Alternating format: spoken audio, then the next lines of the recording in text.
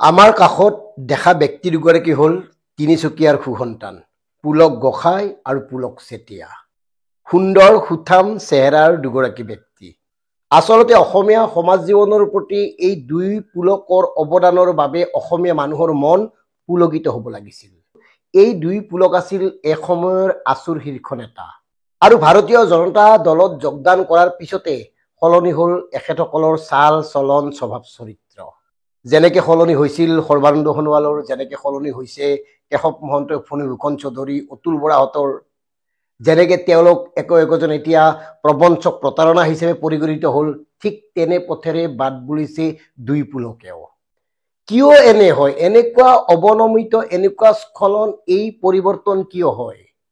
এই কাৰণে কৈছো, এই যে বিহাৰী দিৱস, তিনিচুকীয়াত বিহাৰী দিৱস আয়োজনৰ বাবে আগভাগ লৈছিল এই দুই পুলকে। এওঁলোকে মিটিং পাতিছিল যে তাত বিহাৰী দিৱস পালন কৰা হ'ব। কথাবোৰ চিন্তা কৰক, এসময়ৰ আচু নেতা। এওঁলোকে এদিন কৈছিল মৰে অসম যিয়ে কোন, যিয়ে অসম মৰে কোন। এওঁলোকে কৈছিল আহৈ আহ, এওঁলোকে কৈছিল জয় আই অসম। কিন্তু এওঁলোকে এতিয়া অসমখনক বহিৰাগতৰ হাতত গতাই দিবলৈ তিলমানক কুণ্ঠাবোধ নকৰে। কিয় এনেকুৱা হয়? কিয় এই পৰিৱৰ্তন হয়? আচু ফেৰত প্ৰতিগৰাকী নেতা, যিমান কেইজন নেতা আছে মনলৈ আনক, যিসকলে ৰাজনীতি কৰিছে, তেওঁলোকে বেছিভাগে নহয়, প্ৰত্যেকেই এই ধৰণে জাতীয়তাবাদৰ নামত ঠিকাদাৰত পৰিণত হৈছে। অসমীয়াৰ জাতীয়তাবাদৰ আবেগৰ নামত এওঁলোকে কেৱল ৰাজনীতি কৰি নিজৰ স্বাৰ্থ সুৰক্ষিত কৰিব খোজে। ডিকেবি ভক্তৰ স্পষ্ট কথা, অসমত বিভিন্ন উৎসৱ উদযাপন হয়, তাত আমাৰ আপত্তি নাই। ইতিমধ্যে অসমত অনা অসমীয়া লোকৰ উৎসৱ উদযাপনৰ বাবে বন্ধৰ দিনো ঘোষণা কৰিছে ৰাজ্য চৰকাৰে। বন্ধ হয় উৎসৱৰ নামত। তাৰ পিছতো সুকীয়াকৈ এনেকে বিহাৰী দিৱস পালন কৰাৰ অৰ্থ ক'ত, প্ৰয়োজন ক'ত? মাৰোৱাৰী, গুজৰাটী, বিহাৰী, প্ৰতিটো জাতিৰ লোকে ইয়াত উৎসৱ উদযাপন কৰে আমি দেখিছো। তেনেস্থলত অসমীয়াৰ চৰকাৰখনে কিয় অসমত বিহাৰী দিৱস আয়োজনৰ বাবে চিন্তা চৰ্চা কৰিবলগীয়া পৰিৱেশ এটাৰ সৃষ্টি হ'ল? এইখন অসমীয়াৰ চৰকাৰ নে বিহাৰীৰ চৰকাৰ? এইখন অসমীয়াৰ চৰকাৰ নে গুজৰাটী মাৰোৱাৰীৰ চৰকাৰ? এই কথাটো প্ৰথমতে স্পষ্ট কৰক। তেওঁলোকক চাবলৈ তেওঁলোকৰ চৰকাৰ আছে, তেওঁলোকৰ ৰাজ্য আছে। ভাষাকেন্দ্ৰিক অসমত কেৱল থাকিব লাগিব অসমীয়াৰ প্ৰভুত্ব।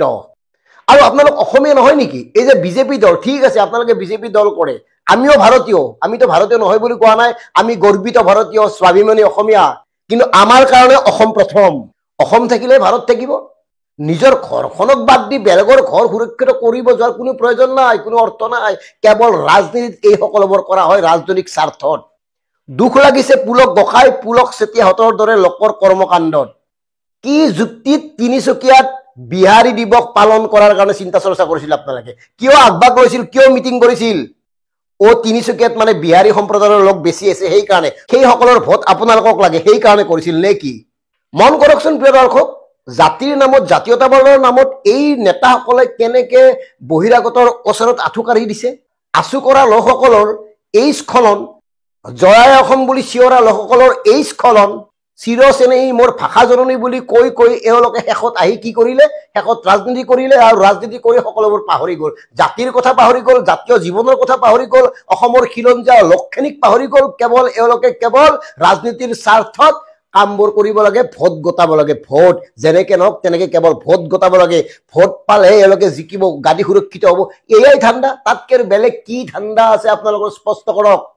অতুল বৰা, কেশৱ মহন্ত, ফণী ফুকন চৌধুৰী, অসম গণ পৰিষদৰ এইসকল কেন্দ্ৰীয় নেতাসকল, সোণোৱাল ডাঙৰীয়া ভাল মানুহ, তেখেতটো ভাল মানুহ হৈয়ে থাকিল। আচুৰ পৰা গৈ কেৱল ভাল মানুহে হৈ থাকিল, জাতিটোৰ কাৰণে এই জিৰ'টো কৰিলে।